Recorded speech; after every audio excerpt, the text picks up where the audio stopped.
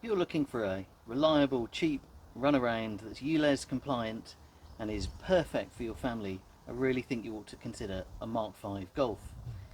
Let's go for a drive and I can tell you a bit more about it.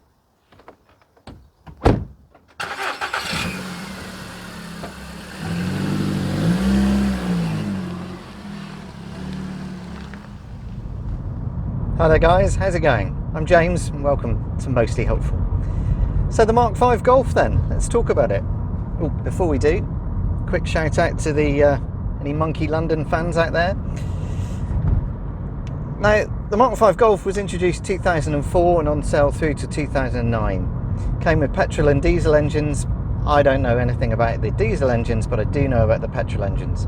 You got the 1.4, then you got a 1.4 FSI, a 1.6 FSI, which is this one, and then in the early days a 2 litre, and then after that it was replaced by a 1.4 with both a supercharger and a turbocharger.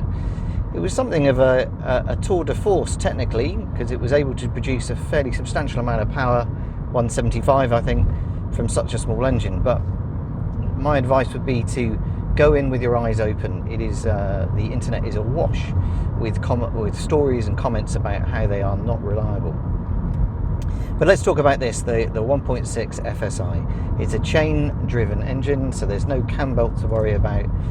And when I recently got this car, I did a full service on it. Have a look up in this corner, and you can click through and see that video showing how nice and easy that engine is to work on. But the reason for focusing on petrol is because as the ultra low emissions zone in London gets bigger and bigger, more and more people are now being effectively forced out of their diesel cars or their non-Euro 4 compliant petrol cars and into cars like this, and newer of course, where they aren't going to have to pay their £12.50 a day.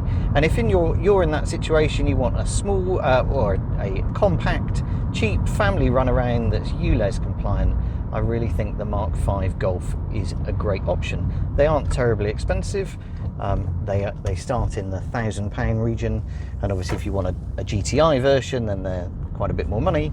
But there's loads of them, loads and loads, and they've all got the same broad feature spec, that being ISOFIX. They've got good compartment space, and the Golf is popular for a reason, isn't it? I mean, everyone loves a Golf. Now this particular engine has 113 horsepower, and it is no ball of fire, as I will demonstrate in a moment, but it does have enough go. Let's just say it has enough go. There's one of those new fancy Yaris GRs in front of me, so I don't think I'm going to keep up with him. But as we pull onto this dual carriageway, I mean, any diesel driver's not going to be impressed, but it's enough there to get you going.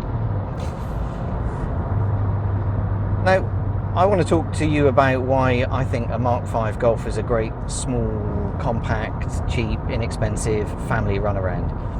So I've done a couple of other other shots just showing kind of in more detail about the ISOFIX and the rear cabin space. So let's cut to that and show you in more detail. Regarding the child seats, let's have a look in the back and show you. Like all Mark 5 Golfs, there's ISOFIX, and that means that you can get your seats in using the standard ISOFIX connector. Here's my two that I use for my children. As you can see, there's still plenty of leg room and for them, and also plenty of space for the taller driver. I use these seat covers just to protect the back of the seats, stop the children from marking those. Let's just have a look at the ISOFIX, just down here. Just pull this one out if I can. Let's move that out of the way. Oh yeah, seatbelt. And then if we have a look, we've got these ISOFIX type fixings that don't have any covers over them, so they're very easy to use, very simple for you to just slot a seat in. This maxi cozy seat here is also held with a top tether, and it's worth noting that the two types of mechanism for holding these seats in place. Normally in some others there'd be a leg here which comes down the front, sits on the mat, or you have a top tether system here. Let me just show you one of the things that means from a Golf point of view. We open the boot. Now the Golf does have a top tether system, but the top tether brackets are here at the back, which means that you get this strap in your boot space. Now, it doesn't impact the boot carpet lifting up, that comes up perfectly fine and you can get access to things underneath. But what it does do is it prevents the closing of this parcel shelf properly, and as you can see, this is popped out. If I pop it back in like that, come on, well, I don't think it will go. This is partly the problem, there we go. And then when you close it, what happens is you can see that it impacts that strap and it never quite closes properly. Just something to be aware of. Top tether on the other side is back here. So 2 top tether seats can be used. In terms of, since we're at the boot, let's talk about boot space. It's a really good size. I will now demonstrate the kind of things that you can get in here. This is a Silver Cross Pop buggy, very similar style to all of the buggies out there. When it's collapsed up, it goes a bit smaller. Let's see if it goes in the boot. And there we go. As you can see, that fits perfectly well in the boot with the diagonal. Plenty of room either side for a bit of shopping or any other stuff you need to carry. The other thing this boot is also capable of carrying is a child's bicycle. Let me show you that. And there we go, similar story to the buggy. This is a children's bicycle, a Frog Bikes Frog 55, and with the front wheel off and the handlebars turned through 180 degrees, that goes in fine. And obviously you can close the boot, no problem. So, really good boot size, really practical, perfect for a family, plenty of space in there. I don't have a double buggy anymore, but I'm confident that if we still had our out and about double buggy, it would fit in here too. One of the things to just note though regarding the car and children in the back specifically is on this model, some of the entry-level models, you get manual windows. You can see the handle there. My children find this endlessly fascinating and will and do consistently play with them. So if you want to be able to control your children's interaction with the windows, do choose a model which has electric rear windows, and then you can lock them out. So obviously that feature isn't available on these with the manual winders. But otherwise, as you can see, good space in the boot and still really good space if you've got an adult going in the back alongside a child seat on the other side. Centre proper 3-point centre seat belt as well, in the event that you haven't got child seats, or you need to put somebody very small in the middle there. And again, from a family car perspective, there is plenty of room in here. There's some good storage down here for coffee cups or water bottles. There's also a very large one back here for another water bottle and a little storage space. Glove box is a good size.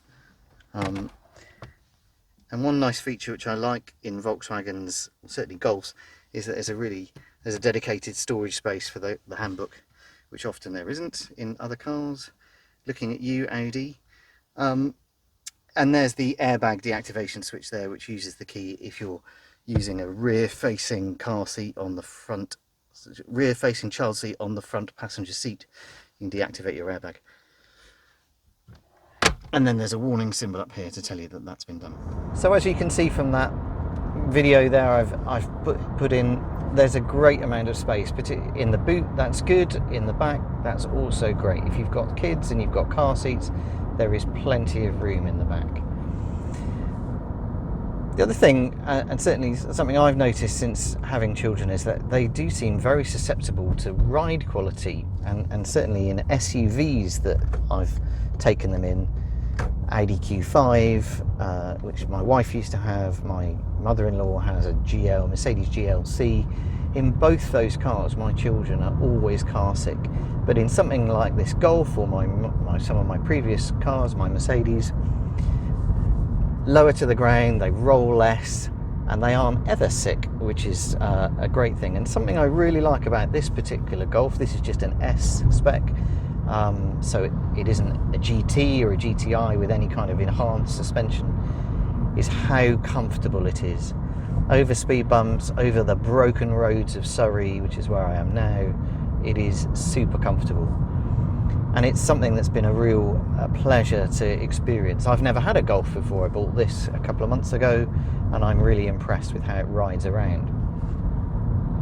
It is also very well built, and that should come as no surprise to anyone who's looking at a Golf in the market. For what you're getting for the money, you're getting some fantastic build quality Everything in this car works. I am approaching 96,000 miles and nothing is broken. My other car, an Audi, which has only done 103,000 miles, is a few years older.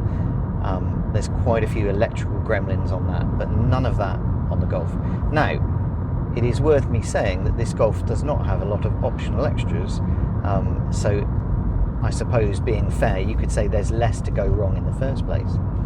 It doesn't have, for example, electric rear windows, and I mentioned that on my one of those bits of video earlier. But all in all, it's a comfortable, quiet, well-riding car, and as a 1.6 petrol, it's ULEZ compliant. You can drive it in and out of London without getting charged for emissions. You'll obviously pay congestion charge, and it has plenty performance. It is no sports car, clearly, but I think it's fair to say that what it isn't is lots and lots of fun to drive. It is not bad, and manual gearbox, and it's got nice steering, but you aren't going to take it out on an early morning blast down through the Surrey hills to Goodwood, as you might do if you own something a bit more exciting. But I think it is fair to say the Mark V Golf is very, very fit for purpose. There's a couple of other gremlins. I've had some issue with the bonnet catch, which I'll show you now. Just one small tip regarding the bonnet catch on Mark V Golf. This seems to be a common problem. I've seen a lot of videos about this, is that the secondary catch sticks. I just lift it up. Having pressed this here, this catch is still in that position, and you need to pop it back. If you don't do that, it doesn't close properly. So you end up in this sort of situation where, there you go, it latches. This also is a problem if it's stuck in this position, which sometimes happens. You then need a screwdriver to open it the first time, which is something I had to do when I picked up this car a few months back. So as you can see, I've greased it, and it's just something to be aware of. If once it's greased, it should work a bit better. But let's put the bonnet back down. And there are certainly the very early cars seem to be turning up with a bit of rust on wheel arches. This car doesn't have it. It seems to have led a reasonably sheltered life, this one. But there are a few bodywork issues to watch out for. But all in all, I think it's safe to say that this is a great family option, and you have all your nice features, your ISOFIX, your big boot, your decent cabin space, the Volkswagen reputation, and if anything should go wrong, there are enough of them around that all the common issues with them are known and understood. Garages are familiar with them, parts are cheap, parts are easily available.